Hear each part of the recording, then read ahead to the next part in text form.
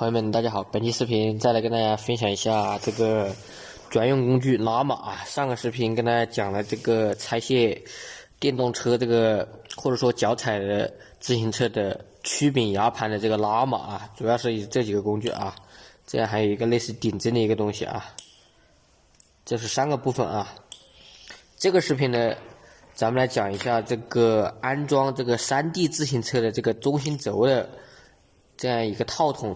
这一整套这个工具具体的一个使用方法第一步就需要用到这个，咱们之前说过的把这个螺帽拆开之后呢，它这里有一个牙盘或者说曲柄，就用这个工具上在牙盘曲柄上，把它顶出来之后，接下来就进入下一个环节，就需要用到这个工具。你像这个部分的话，它是吧很特殊的这样的一个套筒，才能拆解安装这一部分。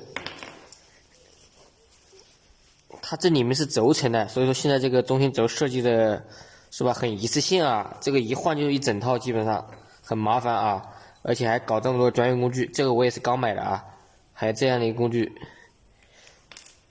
这个套筒可以拧在这个上面。当然，如果说你有时候不好固定的话，可以直接把这里拧到这个里面去，看到没有？它这里有个孔，刚好是这个安装曲柄牙盘的这个螺帽。怕它晃动掉了之后，可以直接拧在这个上面。当然，这个的话你可以拧在这里面起一个固定的作用，可以拧到底啊，直接这样拧着。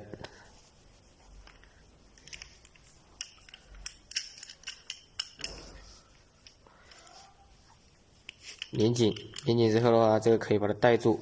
这样一来的话，这个套筒和这部分就很紧了，然后用扳手将这个上面看到没有，进行这个拆装。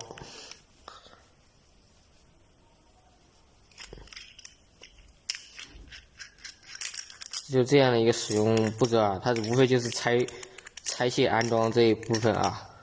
所以说这2种工具都是有必要购买使用一下啊，因为这个非常方便啊。也不贵，这个东西网上也有卖的啊。当然了，我不是打广告啊，你看到没有？我也不会跟大家挂这个链接什么的啊。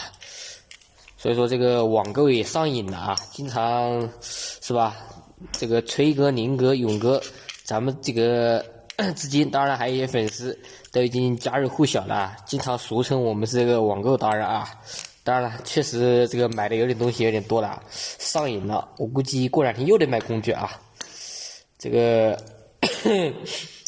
算了，不说了，我还是洗洗睡吧。这视频就说到这里，谢谢大家收看，咱们下期再会。